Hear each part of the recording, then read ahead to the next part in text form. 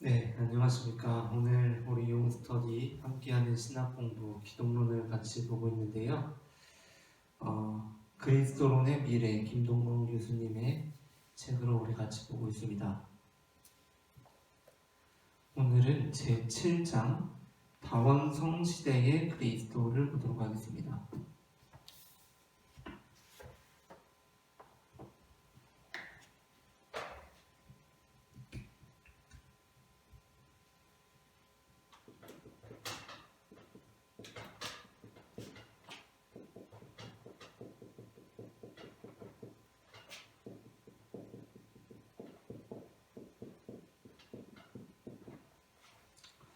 제7장 다원성 시대의 그리스도인데요. 다원성, 다원주의 이런 것들은 우리가 최근에는 이제 성육신 신학을 하면서 다원주의적 성육신이의 부분 다루면서 이제 존 힉이라는 학자의 주장을 다루기도 했었고요. 그리고 이제 특별히 다원성 시대의 그리스도, 이 다원성을 우리가 하면서는 이전에 우리가 지금 용스터디 기독론 들어오기 전에 하게 되면서 우리가 종교신학을 했었죠. 종교신학을 했을 때 굉장히 익숙했던 그런 개념입니다. 종교신학이라는 것은 무엇이냐면 타 종교라고 하기도 하고 다른 종교라고 하기도 하고, 특별히 이제 종교신학 쪽에서는 전통적인 입장에서는 사실 다른 종교에 대한 입장을 크게 고민하지 않기 때문에 그렇게 많이 논의한다고 볼 수가 없고요. 이제 종교신학, 다른 종교에 대해서 고민하고 이런 사람들이 있지 않겠습니까? 이런 사람들은 보통 이웃 종교라고 부릅니다. 이웃 종교.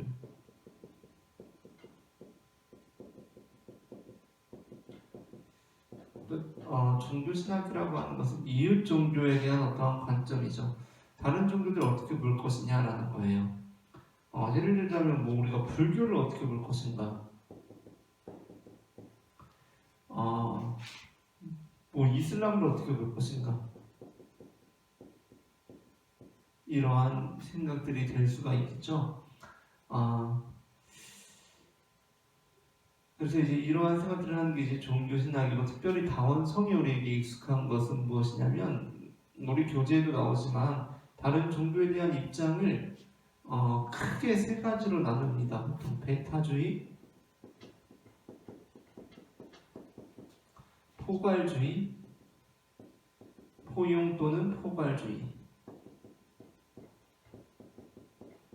그리고 다원주의예요. 베타주의 같은 경우는 우리 종교만이 진정한 종교다, 다른 종교들은 다 거짓이다 라고 이제 보는 관점으로 베타주의가 될 수 있겠고요. 포용주의, 포괄주의는 우리 종교가 최고다 라는 어떤 우열의 입장에서 보는 것이 이제 포용주의가 되겠고, 다원주의 같은 것은 다 인정하는 거죠. 그러니까 다원주의와 상대주의를 똑같다고 말할 수는 없지만 어쨌든 상대적으로 보는 겁니다. 그래서 이제 다원주의와 이제 다원성, 우리가 익숙할 수가 있는데, 특별히 다원성이라고 이렇게 기술한 이유는 무엇이냐면, 다원주의라는 것은 어떤 다른 종교에 대한 하나의 입장이 될 수가 있겠죠, 그렇죠? 우리가 지녀야 할 입장이 될 수가 있는데, 다원성이라는 것은 이미 이 시대가 다원성 시대라는 겁니다. 우리가 인정하든 인정하지 않든, 내가 다른 종교에 대해서 다원주의적인 입장이든 아니든 간에 우리는 이 다원성 시대에서 이 영향을 받으면서 이 영향권 아래서 살아갈 수밖에 없다는 거죠. 그래서 우리 이제 교재에서도 어떻게 나옵니까? 내가 기독교인이라고 해서 내가 기독교의 메시지만을 따라서, 기독교의 가치관만을 따라서 살아가는 시대가 아니라는 겁니다. 우리는 그럴 수가 없다는 거예요. 다른 종교들의 영향을 주고 받을 수밖에 없고, 종교뿐만이 아니라 여러 가지 가치와 이념, 체계들을 속에서 살아갈 수밖에 없다는 거예요. 그런 면에서 우리가 이념적으로 주장들을 구별해 놨지만 우리는 뭐 다원주의를 떠나서 이미 다원성 시대에서 살아가고 있다는 겁니다. 그러한 면에서 이제 다원성 시대라고 이렇게 다원성 시대의 그리스도라고 이렇게 제목을 달아두었고요. 그런데 이제 우리가 이 교재를 보게 되면 앞부분에서는 어쨌든 그런 어떤 다원주의적인 그리스도 모델, 그러니까 그리스도 중심주의가 아니라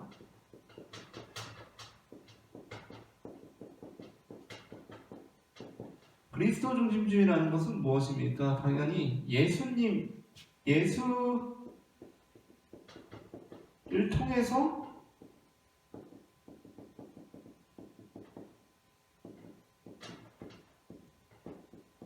구원에 이른다는 거죠. 그리스도 중심주의는 예수가 중심이 된 겁니다.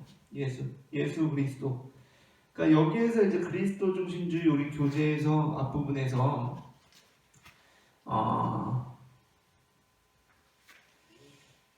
272페이지 맨 아래에서 넷째 줄 보게 되면 종교다원주의는 기독교가 그리스도 중심주의를 포기하고 신중심주의 혹은 구원중심주의로 전환해야 종교간 대화가 가능하다고 주장한다라고 하는데 그리스도 중심주의가 이제 다원주의나 종교신학에서도 여러 가지로 일컬어지는데 다원주의 중에 하나로 또 그리스도 중심적 다원주의가 있습니다.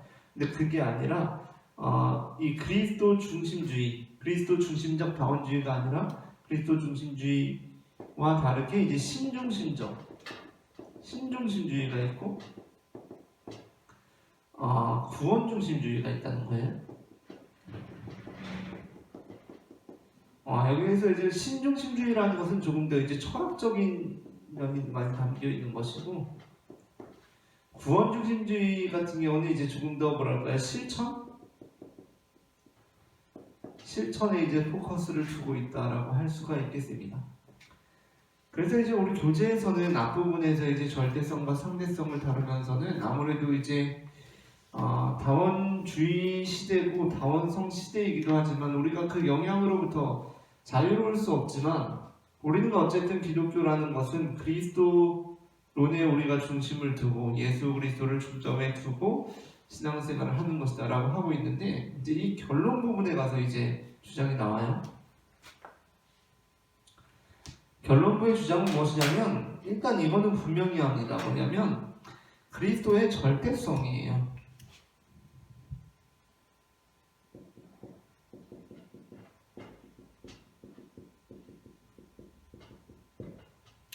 그런데 보세요. 다원성 시대의 그리스도라고 했을 때 다원성 시대 하면서 나오고 있는 것이 바로 뭐냐면 포스트 모더니즘이거든요.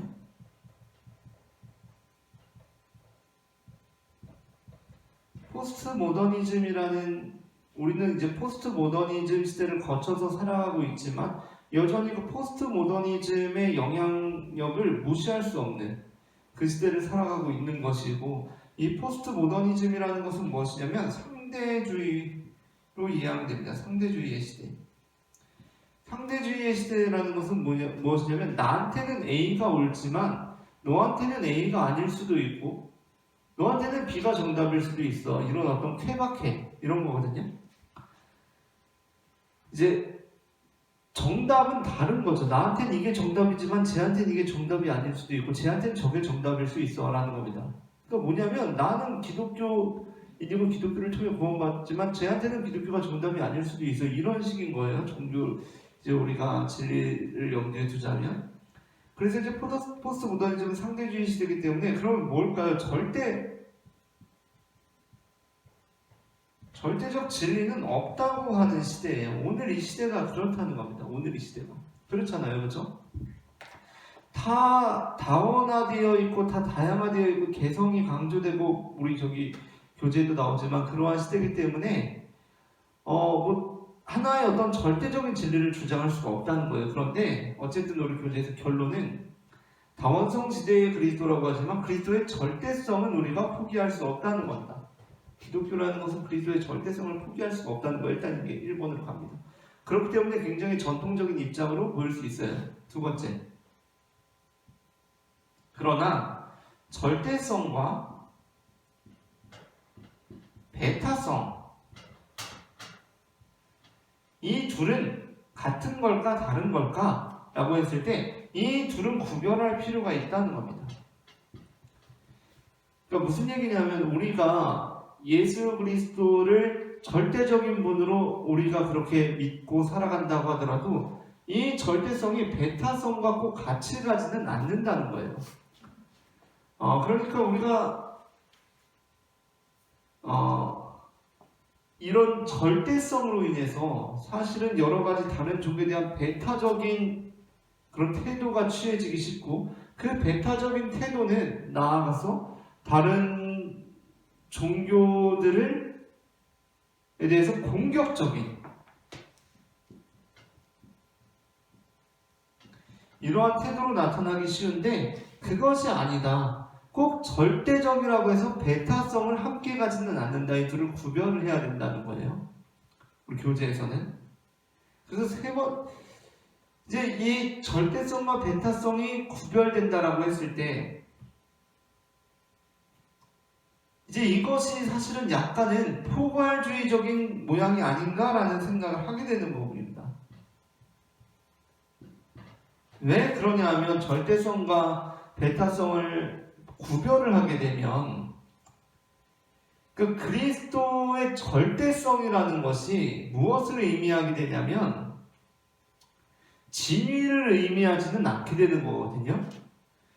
하나님만이 나의 예수 그리스도만이 절대적이라고 했을 때 이 절대라는 말이 갖는 의미가 진위의 의미라면 여러분 거짓은 당연히 되는 겁니까? 안 되는 겁니까? 안 되는 거예요. 거짓은. 그러니까 진실은 거짓을 미워하죠. 당연히. 그렇죠? 선은 악을 미워하는 겁니다. 그렇죠? 그렇게 가는 것인데 절대성과 배타성이 구별된다고 했을 때 여기에서 말하는 이 절대성은 진위의 의미가 아닌 거죠. 그렇죠? 진위의 의미가 아닌 거예요. 어떻게 진리가 거짓을 미워하지 않을 수가 있고 어떻게 선이 악을 미워하지 않을 수가 있느냐는 겁니다. 그렇기 때문에 절대성과 배타성이 구별이 되어버리면 이제 절대성은 더 이상 진위의 의미가 아닌 거죠. 그렇죠? 진위의 의미가 아닌 것이고 배타성과 구별이 될 때 그렇기 때문에 이것은 어떤 포괄주의적인 우열의 역할, 우열의 의미를 띠는 것은 아닌가 하는 게 생각되는 부분이고요. 세 번째, 우리는 그래서 그리스도의 절대성을 우리가 믿지만 다른 종교나 다른 가치관에 대해서 배타적이진 않기 때문에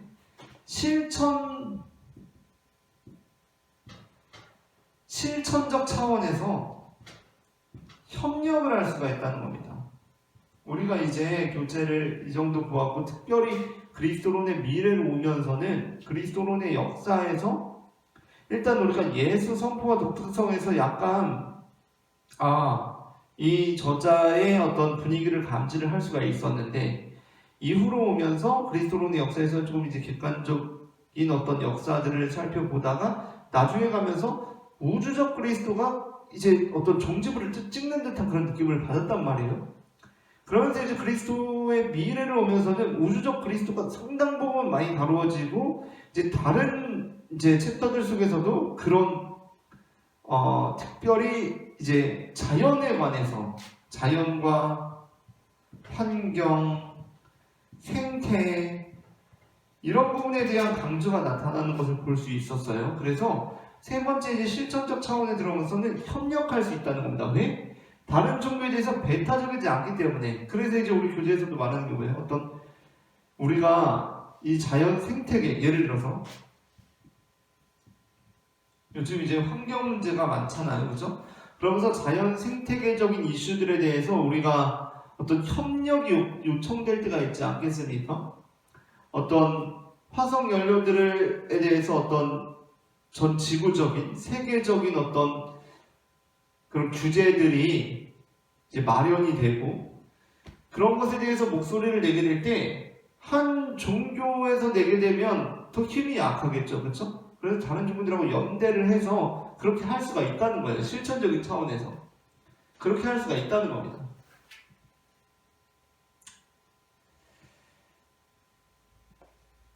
자, 이제 이렇게 나아가게 되는데, 이렇게 됐을 때는 어떤 생각이 드냐면, 오히려 우리가 여기서 다뤘던 구원중심주의, 여기서 이제 구원중심적 다원주의거든요.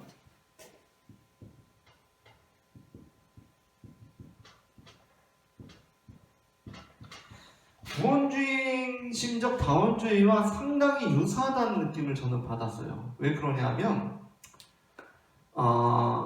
폴 니터라는 학자가 있습니다. 우리 앞부분에서도 잠깐 나왔었는데 폴 니터.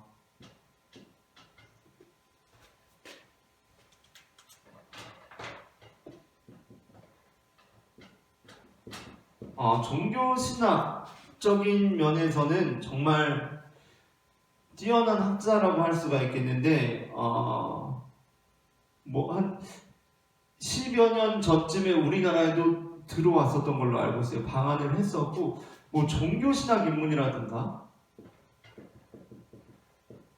이 종교신학 입문이라는 책은 다른 종교에 대한 어떤 관계, 입장, 종교신학에서는 거의 필독서라고 여겨지는 책입니다. 이 책이라든가 뭐 예수와 또 다른 이름들 이러한 책들이 있는데 특별히 종교신학 입문에서 폴 니터라는 학자가 이제 다른 종교들에 대한 관점을 나눠요. 거기에서 이제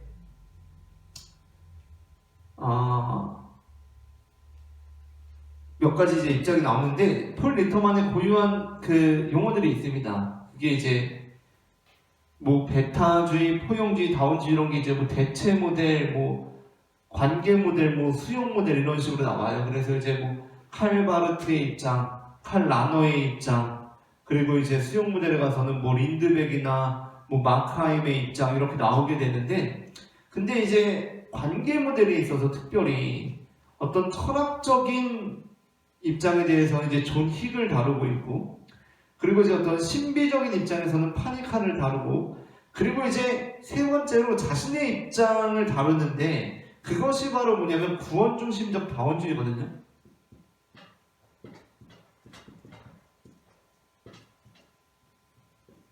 어떤 윤리적 모델이라고 윤리적 관계라고 제시하는 입장인데 지구적이고 윤리적인.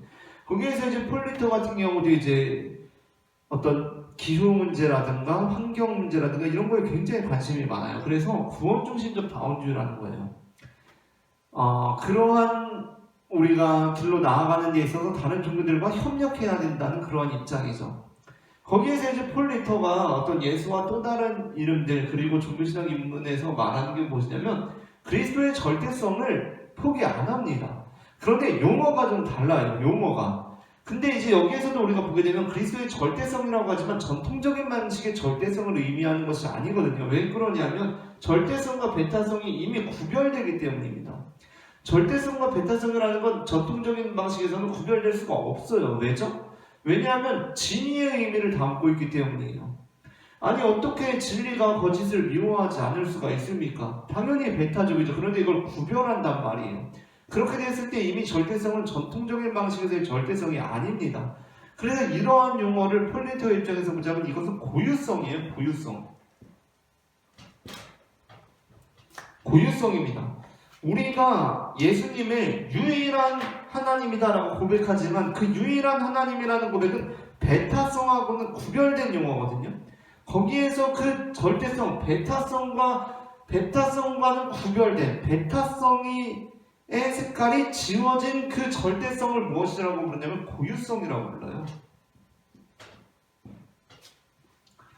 그래서 그 고유성으로서 우리는 예수님을 유일하신 참 하나님이라고 부르기 때문에 우리는 실천적 차원에서 협력을 할 수가 있다는 거예요. 다른 입장들과. 그런 면에서 이제 저는 이제 교재를 보면서 이 입장은 상당히 구원중심적 다원주의와 유사하다라는 입장, 이러한 느낌을 받았어요. 나아가서 이제 우리 교재에서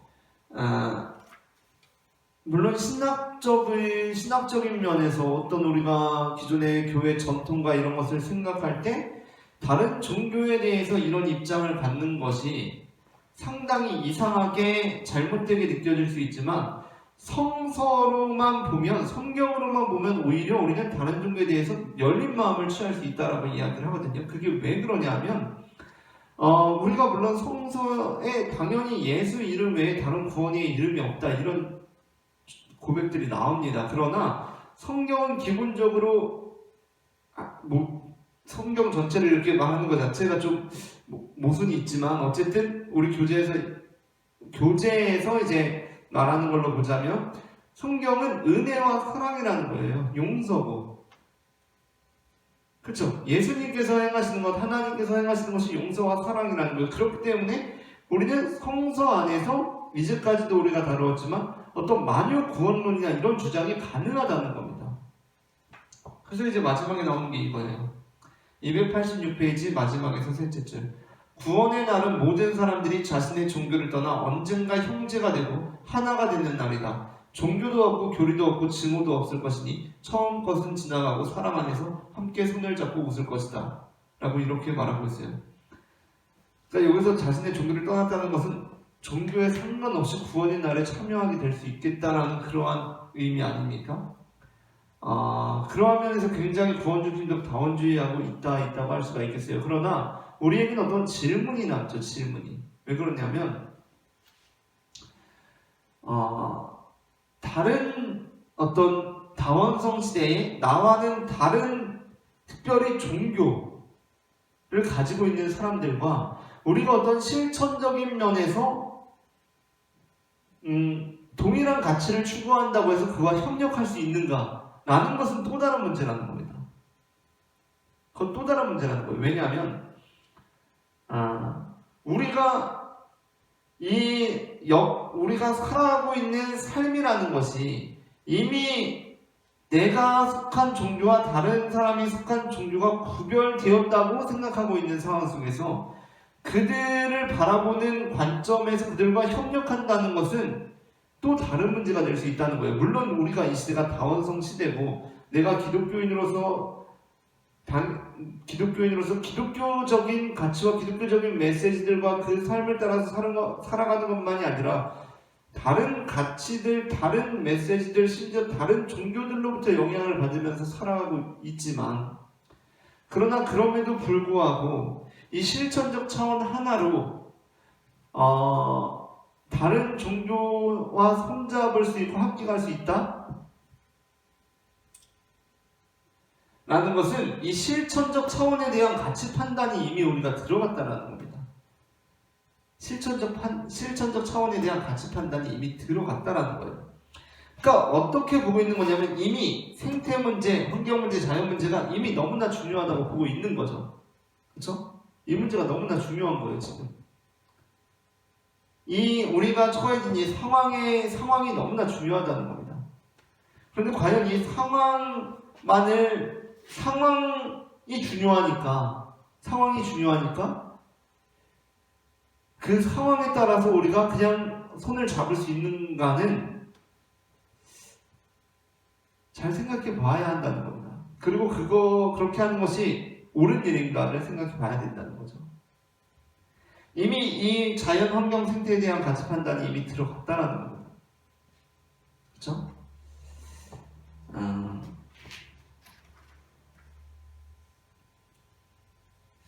그렇기 때문에 우리가 이제 이 문제를 생각할 때 굳이 상황으로 인해서 같이 손잡는 것이 옳은가? 라는 거. 예를 들어서 우리 지역사회의 문제로 한번 한정시켜 봅시다. 우리 지역사회 안에 이제 그럴 때 있잖아요. 뭔가 좀 우리가 좋아하지 않는 시설이 들어오게 됐어. 그래서 이제 그거에 대해서 나는 반대를 하네. 기독교인인데 반대를 하는데 이제 다른 종교인도 역시 반대를 하는 거예요. 그런데 나와 같은 기독교인은 또 찬성을 할 수가 있잖아요. 그렇죠? 그러니까 우리가 이런 다른 상황 속에서 내가 다른 종교를 가진 사람과 같이 한 목소리를 내는 게 당연히 이익이겠죠. 그렇죠? 당연히 내 목소리에 힘을 실어주는 일일 겁니다. 그런데 그 상황이 중요하다고 해서 그냥 다른 종교에 있는 사람과 같이 힘을 합쳐서 할 수가 있는가? 라는 문제. 그리고 그것이 옳은 일일까? 라는 구체적인 상황들로 들어왔을 때 그리고 그 종교를 가진 사람이, 다른 종교를 가진 사람이 나와 어떤 동일한 가치, 우리가 교제에서 말하고 있는 것처럼, 물론 고등 종교들은 사랑, 자비, 평화 이런 것을 추구하지만 그렇지 않을 수도 있잖아요. 그렇죠?